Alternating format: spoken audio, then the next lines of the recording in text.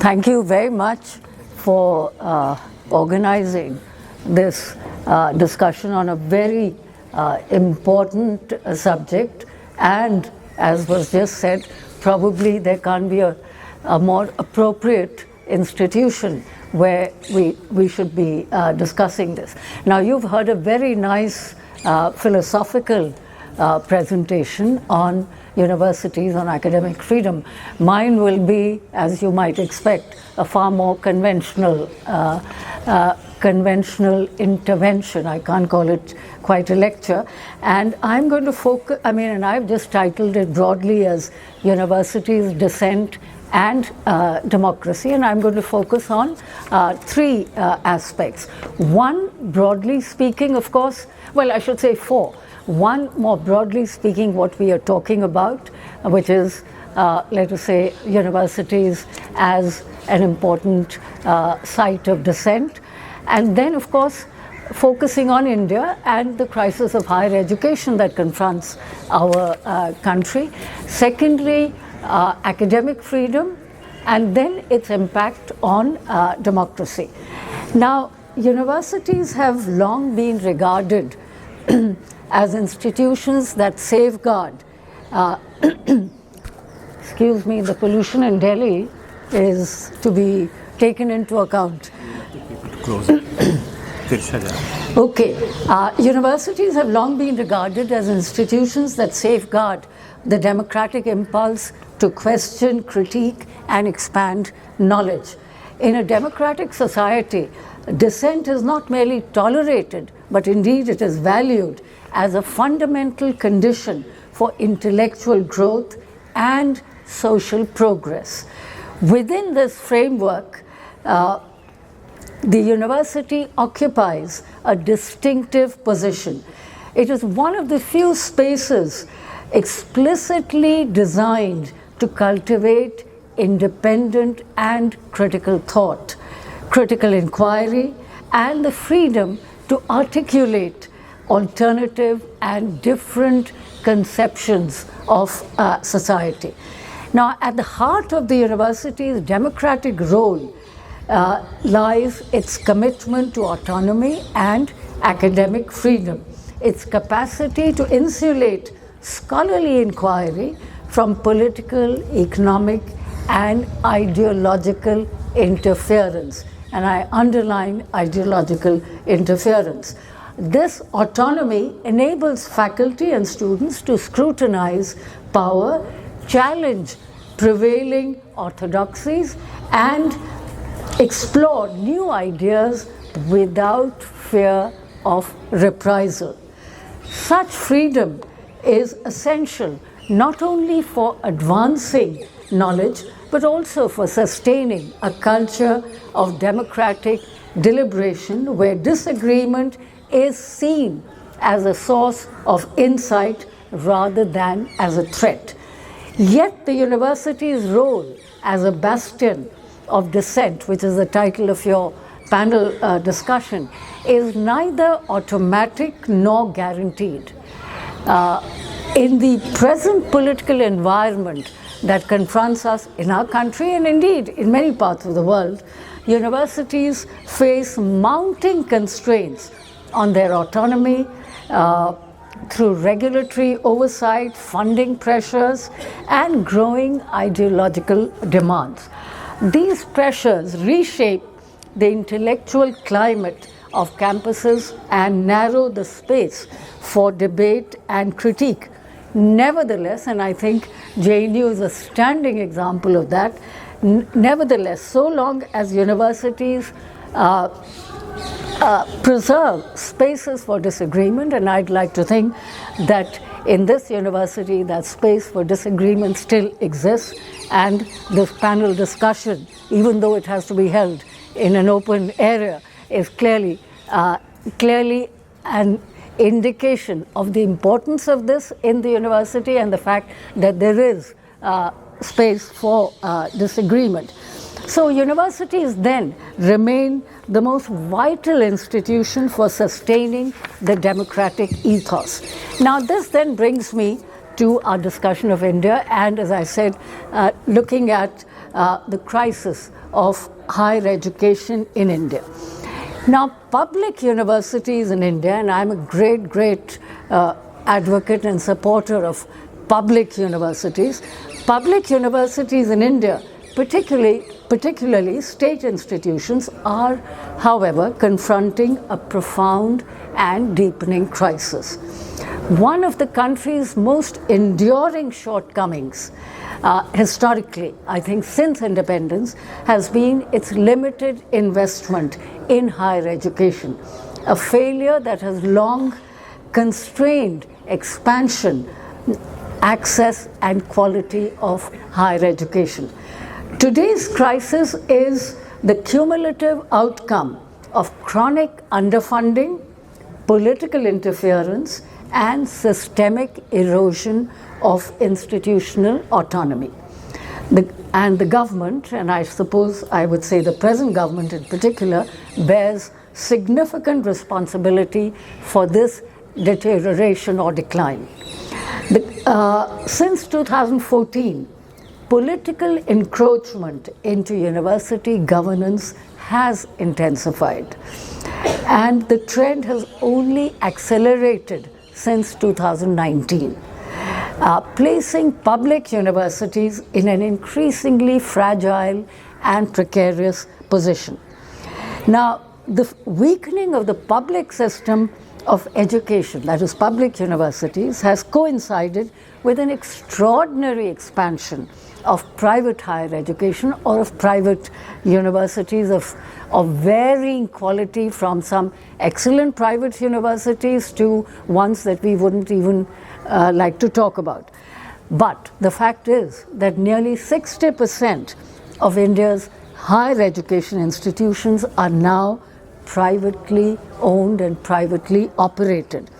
The more prestigious among them primarily serve a very small, privileged demographic, often functioning, and that's the important thing, often functioning as stepping stones for postgraduate education abroad, mainly in the United States. But now, of course, it will not anymore be mainly in the United States. It will be obviously in New Zealand, Australia, Singapore, and possibly even China.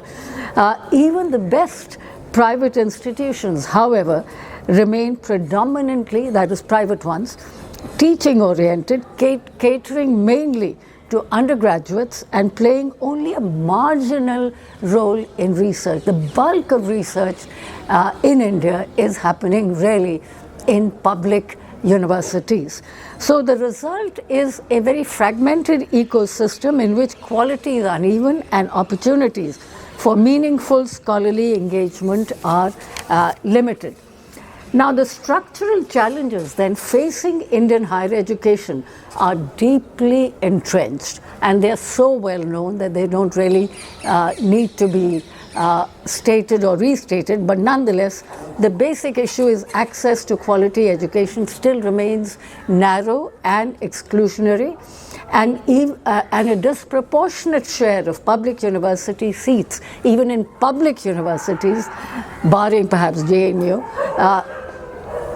is secured by a small group of students who succeed in highly competitive entrance exams, leaving many others with very limited options, and then many of them have to go to private institutions, many of which, as I said, are of questionable quality, or those who can afford it go and study abroad.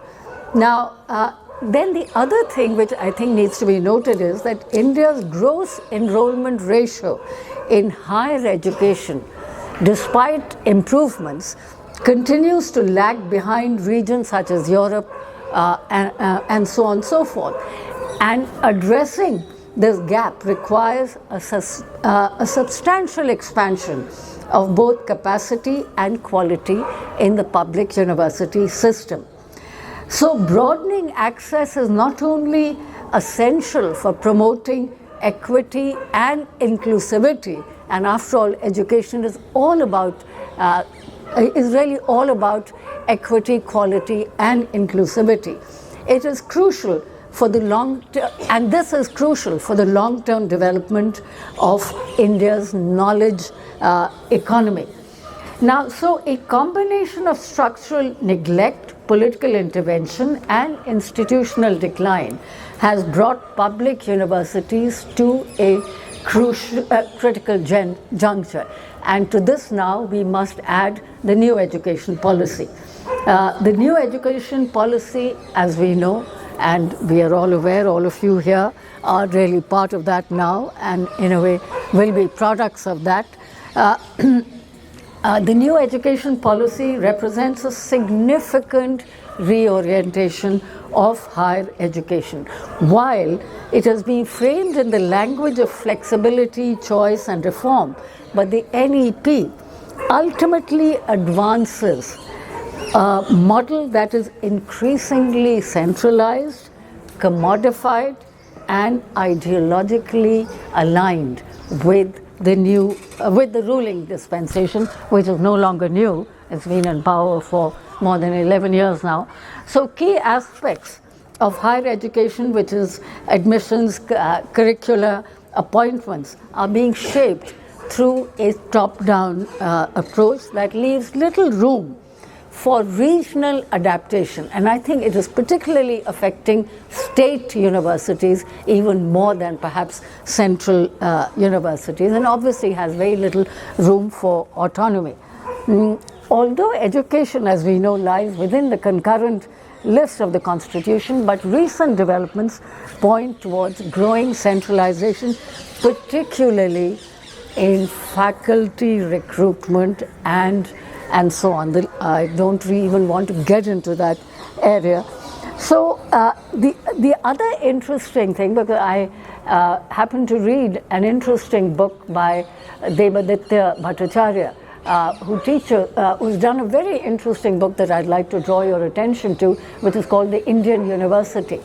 And he makes this point, he teaches in Jamia Millia University, and he makes the point, that is, Bhattacharya makes the point that the NEP severs connection between education and employment, and he has a whole chapter on that, and he points out that it actually, I mean, until I read this book, I must confess, I wasn't aware of these aspects of the new education policy, and he makes the point that the NEP severs connection between education and meaningful employment, and it promotes a vision of students as multitasking workers, acquiring modular skills to be traded as marketable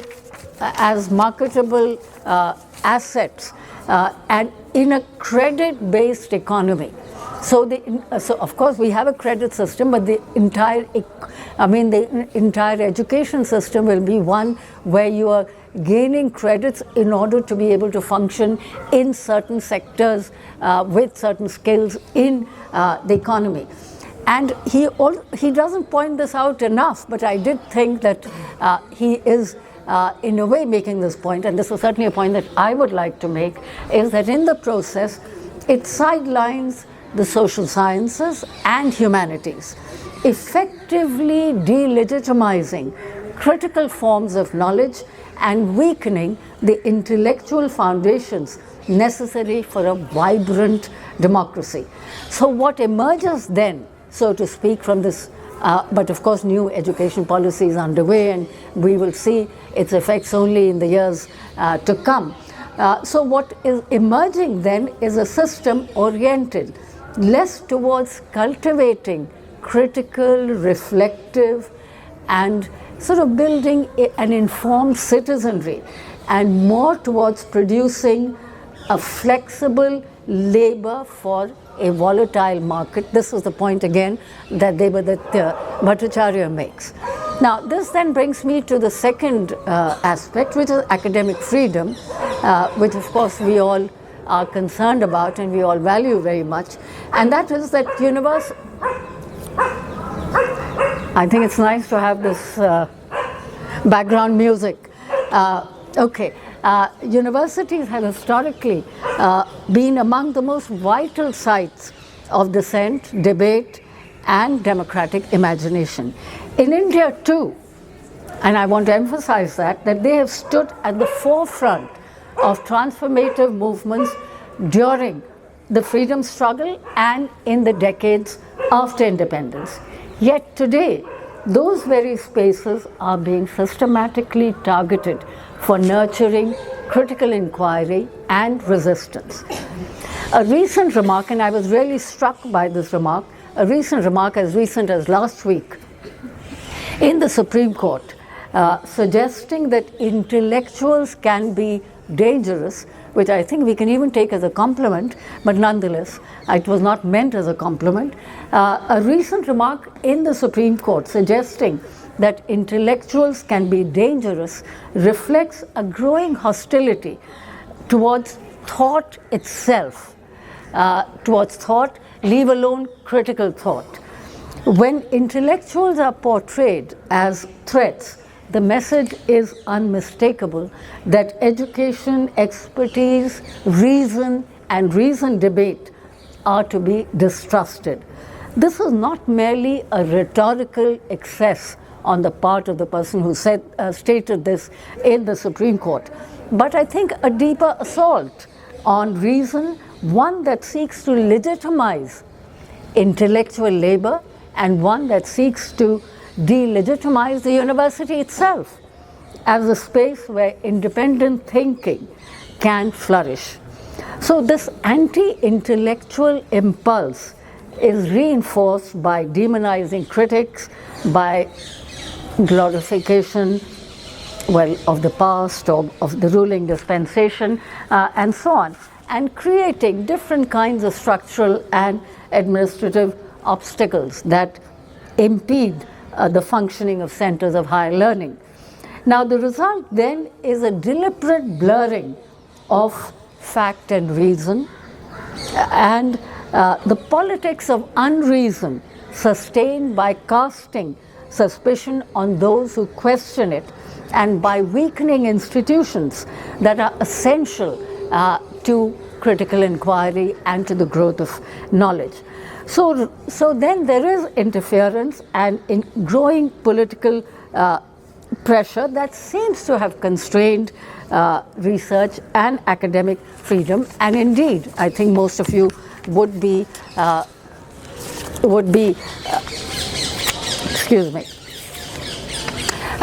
aware that India's ranking in the academic freedom index has been steadily falling, and the academic index, as again many of you would be aware of, is prepared by the VDEM Institute in Sweden, and they of course they track academic freedom, as indeed they track press freedom and other kinds of freedom, including the functioning of democracy.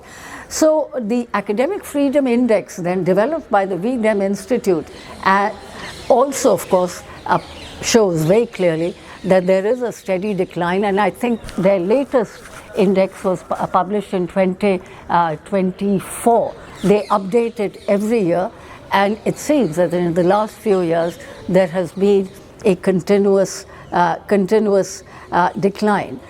Now, of course, I must hasten to add that lest you get the impression that there is a decline in academic freedom only in the last 10 or 11 years, surely state interference or political interference in academia is not entirely new.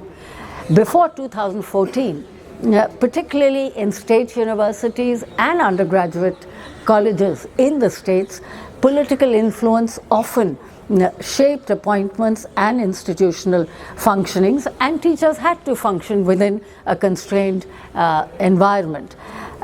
But yet I think the point is, and I want to emphasize this, that yet despite these constraints and limitations, there was no systematic assault on academic autonomy.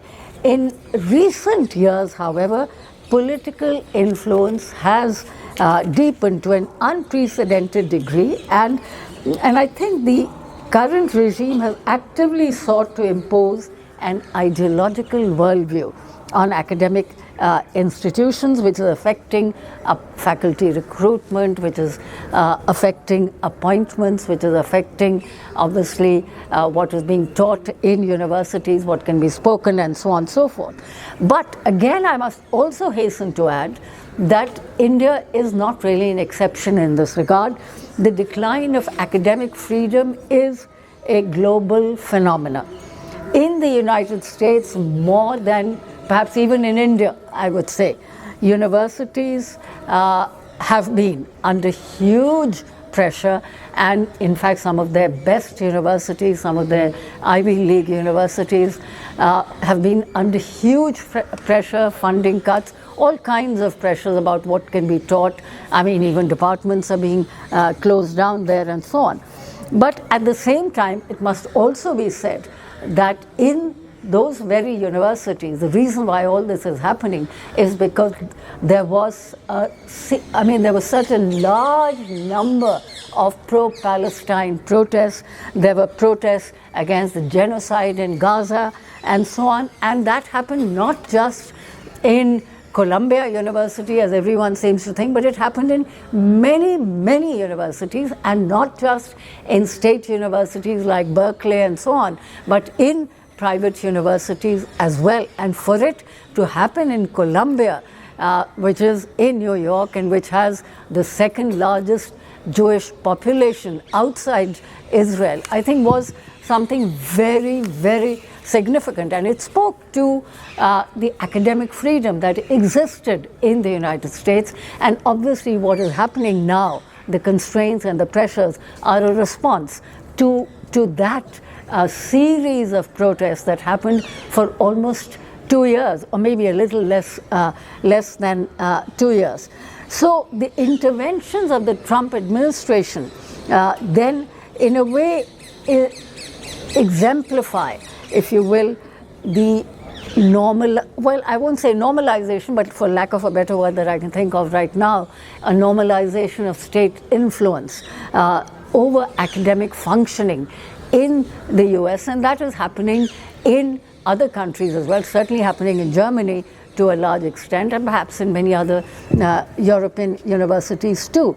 And certainly we know that it happened in Hungary in a major way. It happened in Turkey in a very, very significant way. And some of you, well, you're very young, but you might know that a few years ago, the present president of Turkey, I mean, he removed some he removed something like hundreds of faculty were removed in Istanbul University and various Turkish universities in 2016-17.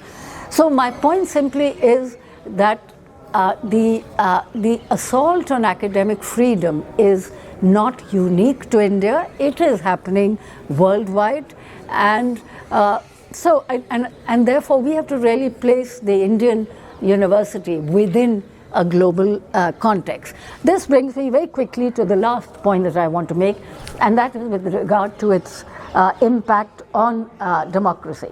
Now, academic freedom is not an abstract ideal confined to universities. It is integral to the survival of democracy itself. The right to differ and to articulate dissenting views is central not only to democratic life but to the very process of knowledge production, and that is endangered when academic freedom is curtailed. So restrictions on scholarship reflect and further reinforce a broad decline in free speech, which has happened sadly in our country, and free expression in recent years. When universities lose the ability to question, important to say this at this moment, because we are in our country, and many of you are students of politics, I think are aware, that we had a substantive, flourishing democracy, and I'd like to think that our democracy is still flourishing. But yes, there is now, we are much more of an electoral democracy than we were in the past. And the point I want to make is precisely that democracy is far more than voting. It is what really happens between elections that is just as important, if not even more important. So democracy then is more than the periodic holding of elections, and we are masters in holding elections with great regularity. But surely there's more to democracy than that. And I think while elections are undeniably important, a functioning democracy depends on the free flow of information, the unhindered pursuit of inquiry, and a vibrant public discourse. Now, but I want to end on a positive note, and I end on a positive note because as I said, I am speaking in JNU, and I do think, as I said at the outset, that despite enormous pressures, the academic community in India has not entirely fallen in line. I would say, if I were to compare the academia with the media, I would say the media has fallen in line much more than the academia. So while some academics, and I would say there are large numbers of them, of course, but while some academics find it convenient to align themselves with the prevailing power, with the prevailing powers that be, so to speak, many more have refused to succumb to majoritarian politics or to abandon subjects and questions that the current regime might find uncomfortable. Now, this resistance, sometimes silent, sometimes not so silent, I think takes multiple forms, including collective statements, signatures, individual acts of dissent, interventions in public debate, holding public debates such as this, and in JNU it's very clear that there is a public debate on some topic or the other almost every single day. So therefore this resistance, as I said, takes multiple forms, ranging from collective statements to signatures on statements, individual acts of dissent, public debates, and so on and so forth, and opposition to violation of constitutional and academic freedoms. Now, and the interesting and important thing is that these protests are not limited to issues that affect their professional security. It's not just about job security, but I think academics have repeatedly spoken out on matters that threaten the constitutional ethos of the Republic itself. So there is a pushback, and of course there is a pushback in private universities as well, in some, but perhaps not to the same extent. So then in the end, I think there is a struggle for academic freedom that is ongoing, and therefore the struggle for academic freedom is not merely about protecting scholars or preserving academic autonomy. It is fundamentally about safeguarding democratic life and the fundamentals of a democratic life. If universities such as ours, or for that matter other public universities, cease to function as spaces of free thought, society loses one of its last and most vital sites of dissent. Conversely, protecting academic autonomy strengthens public reasoning, and there was never a time in the history of our republic when public reasoning was as needed as it is today. So protecting academic autonomy strengthens public reasoning, nurtures democratic citizenship, and ensures the continued vitality of India's spectacularly plural and constitutional ethos. At stake then is not simply the future of higher education, but the future of democracy itself, and I think JNU is playing an extremely important part today as well in the preservation of that democracy. Thank you.